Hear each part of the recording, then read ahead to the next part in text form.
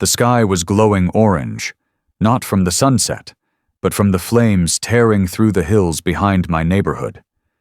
You could hear it, like a crackling scream rolling through the trees, the kind of sound that makes your stomach twist. I stood there in the dry dirt behind my house, sweat running down my back, staring at an empty space where a 4,000-gallon water tank used to be. The fire captain came charging over, boots pounding, his face tight with urgency. "Where's the tank?" he shouted, eyes locked on the patch of ground like it might give him an answer. My mouth went dry. I couldn't even look at him at first. I just said, "It's gone." "Gone?" he barked, like he hadn't heard me right. "That was our backup line." I nodded, jaw clenched. "The HOA towed it." He froze. For a second, I saw the shock hit him, like his brain had to double-check what he'd just heard. Then came the anger.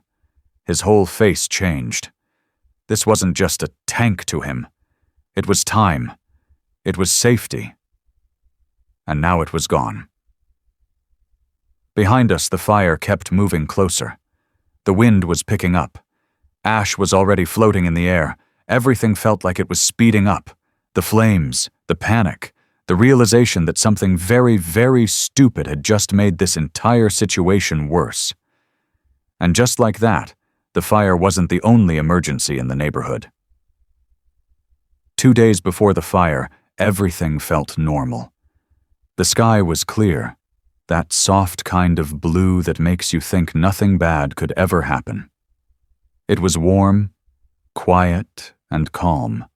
The kind of morning where you wave at neighbors mowing their lawns or walking their dogs, and they wave back without thinking. I was backing my truck into the driveway, hauling a giant steel water tank behind it. 4,000 gallons. It looked like a small submarine on wheels. Heavy, scratched up, and, honestly, not the prettiest thing. But I didn't care how it looked. That tank was part of a wildfire readiness program, and I'd fought hard to get it placed behind my house. I'm a firefighter, off duty when I'm home, but still always thinking ahead. I also volunteer on a local emergency task force. Our area's known for dry brush, high winds, and no mercy once a fire gets going. A single spark could turn this whole place into ash within hours. I'd seen it happen to other towns. Good people who thought they had more time. I didn't want that to be us. So when the county opened up this program for extra water storage to support fire response, I jumped on it. The tank had been officially approved. It was legal, temporary, and tucked away behind my house, where it wouldn't bother anyone. Most of the neighbors got it. A few even stopped to ask questions, curious about how it worked and whether it could help them too. One even offered to help me unload it. People understood. Fires had been creeping closer every year, and everyone had that quiet fear in the back of their mind. Everyone, that is, except Karen. Karen was the HOA president. If you don't know what that means, just imagine someone with too much power, not enough patience, and a deep love for rules no one else remembers reading. She didn't wave when she saw the tank. She marched over like I had just parked a spaceship on her roses. And from the way she was looking at it, I knew I was about to have a problem. But back then, I had no clue just how far she'd take it. I had barely started backing the trailer into place when I heard it. The sharp slap of flip-flops speeding down the sidewalk. I looked up, and there she was. Karen. HOA president, self-declared keeper of all things beautiful and correct, and currently storming toward me like a flamingo on a mission. Her pink visor was tilted too high, sunglasses resting halfway down her nose, and in her hand was the classic weapon, a clipboard. That thing had probably seen more fines than a parking meter. She came to a hard stop right next to the trailer and pointed at the tank like it was a dead animal. "What is that?" she snapped, her voice high and sharp. I kept my tone calm. "It's a water tank, part of the county's wildfire program. Got approval to store it here for emergency use." I even reached for the folder in my truck, the one with the permits and contact info from the fire department. She didn't even glance at it, just shook her head like I was trying to sell her something shady. "It's an eyesore," she said, "and it violates HOA rules. No temporary storage units over 4 feet high." She pointed at a line on her clipboard, like it was the final word on everything. I tried again, slower this time. "It's going behind my house, not visible from the street. It's temporary, and it's literally here to protect the neighborhood if a fire breaks out." Karen folded her arms. "It's visible to me, and I don't want to see it." That's when I realized this wasn't about safety, or rules, or even the tank. This was about her needing control. I took a deep breath, trying not to laugh. "Karen, we live in a wildfire zone. This could help save homes." She didn't blink. "You have 24 hours to remove it," she said, "or we will." And just like that, she turned and stomped off, her flip-flops clapping the pavement like angry applause. I stood there for a second, holding the paperwork she refused to read, wondering how someone could care more about a view than the fire creeping closer every year. The next morning, I got called into the station for a routine equipment audit. It was only supposed to take a couple of hours, and honestly, I didn't think much of it. I left the tank in its spot behind the house, hooked up and ready. The paperwork was in order. Everything was legal. I figured Karen had made her little scene, and that was the end of it. Maybe she'd cool off. When I got back, I knew something was wrong before I even pulled into the driveway. There was this weird emptiness behind the house. Too quiet, too clean.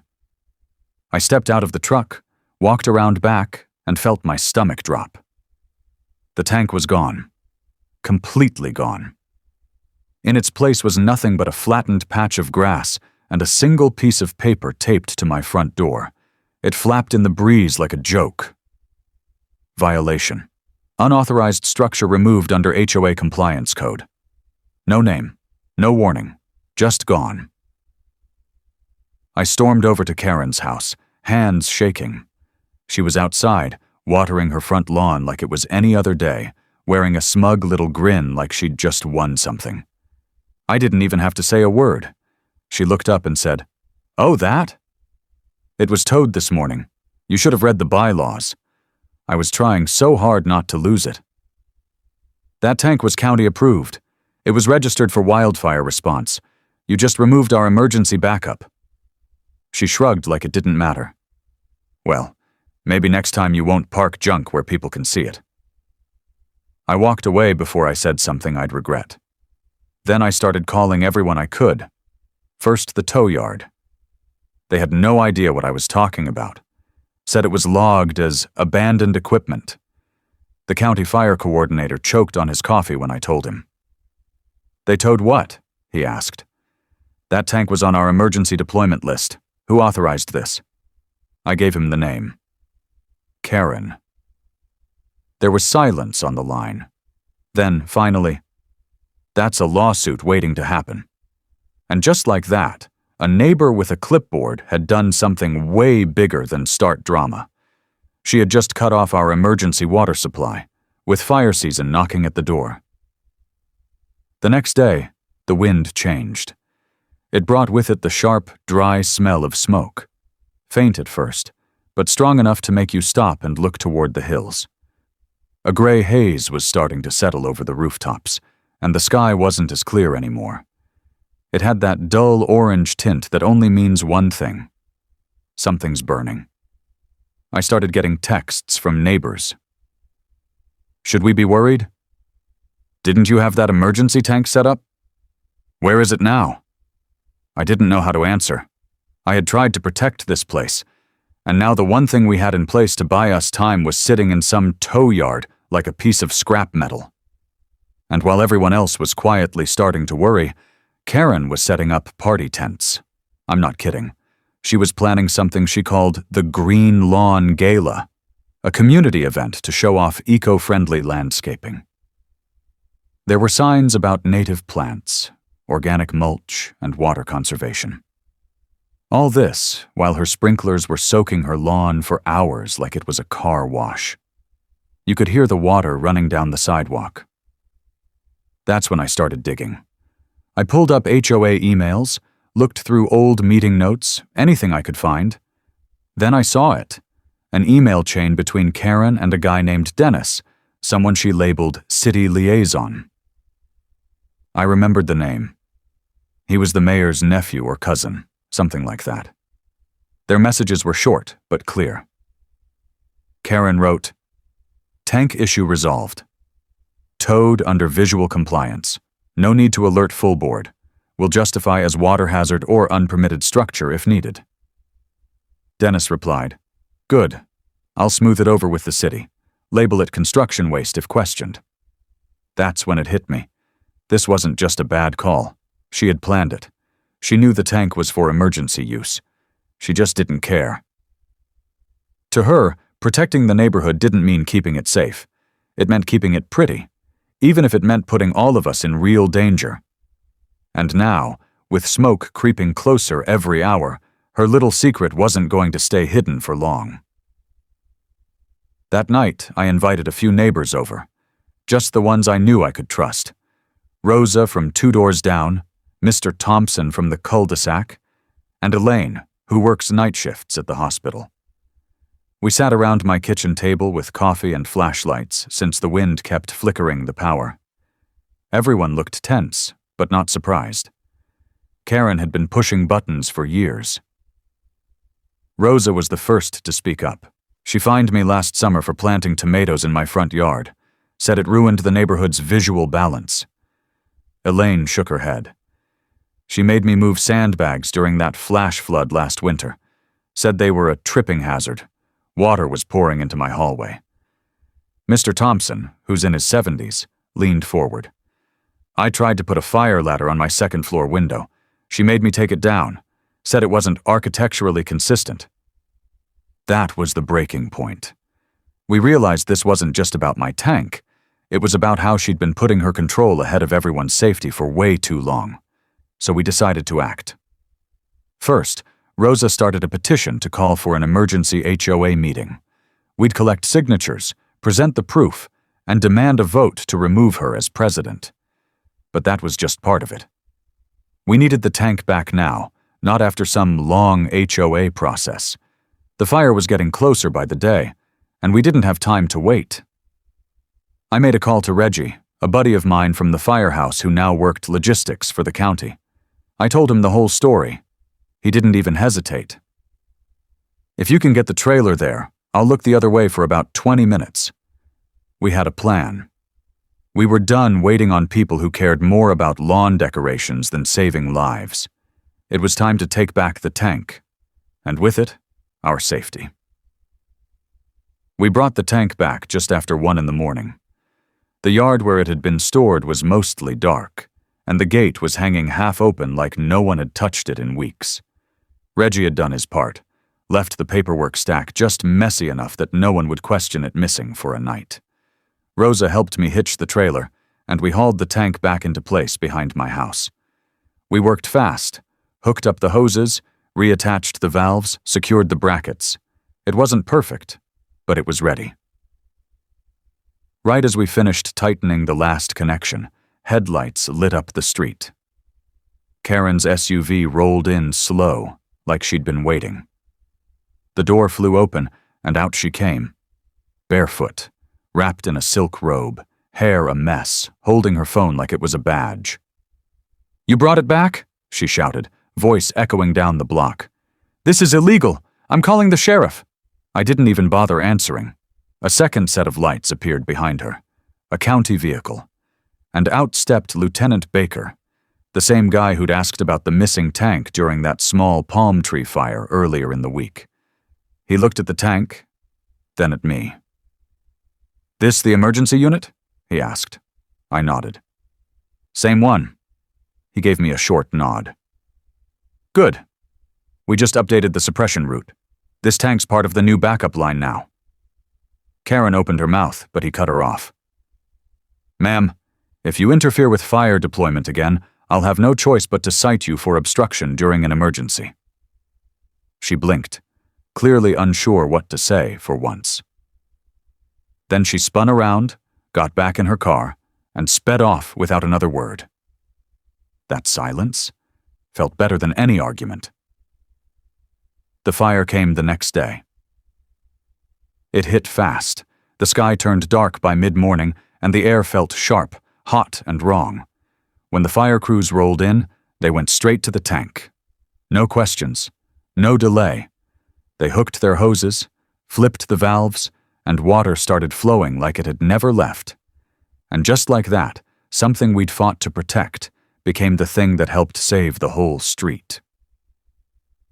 By the time the fire crews gave the all-clear, the sky had started to clear. The hills behind the neighborhood were black and smoking, but not a single house was lost. People stood in their yards, some crying, some just staring at what could have been. That tank, the one Karen had tried to erase, had done its job. It gave firefighters the time they needed. And now, the whole neighborhood knew it. Later that afternoon, news vans started pulling in. Word had spread fast about the fire, about the tank, and about the HOA president who removed emergency equipment days before a wildfire hit. Reporters knocked on doors. Neighbors gave interviews. And Karen? She stayed inside, her curtains drawn tight. But hiding didn't work for long. She was officially cited by the county for interfering with emergency operations. A notice was taped to her door, bold red letters stamped across the top. The very next day, the HOA called for an emergency meeting. The community center was packed. People who hadn't shown up for anything in years came carrying folding chairs and bottled water. I brought the email printouts, the video clips, the petition. Rosa read out loud the list of incidents, starting with the tank and ending with Karen trying to yank a hose valve during an active fire. When it was over, Mr. Thompson stood and asked the room, "Is there any reason this person should still be in charge of our safety?" Not a single hand went up. The vote was quick, unanimous. Karen was officially removed as HOA president and banned from holding any board position for the next 5 years. She didn't say a word. She just stood, picked up her binder, and walked out. As the door closed behind her, the room didn't cheer wildly. It didn't have to. The slow, steady clapping was more than enough. It wasn't just about getting her out. It was about finally feeling safe again. In the weeks after the fire, things felt different around the neighborhood. Not in a bad way, just quieter, more focused. People started talking to each other more, checking in, sharing tools and stories they used to keep to themselves. We didn't wait for the HOA to tell us what to do. We started our own fire safety committee, and I was asked to help lead it. First order of business, keep the tank where it is. Second, make sure nothing like this ever happens again. A group of kids and parents came together one Saturday to paint the tank. It wasn't just some big gray hunk of metal anymore. Now it had flames on one side, blue water waves on the other, and in huge letters across the middle, "This tank saves homes." One kid, Lucy, brought a little wooden sign she carved with help from her dad. It said, "Try towing this now, Karen." Everyone laughed. Somebody nailed it to a fence post. Karen moved out a couple months later, quietly. No goodbye, no fuss. The house sat empty for a while. Then someone new moved in, repainted the shutters, and joined the committee by their second week. No one really talks about Karen anymore. Not because we're bitter, just because she stopped mattering. Now when I sit on my porch and look at that tank, I don't just see a piece of equipment. I see what we got through. I see how close we came to losing everything. And I see how one stupid decision, made for all the wrong reasons, almost cost us more than just water. Because in the end, the prettiest lawn in the world means nothing if your house burns down.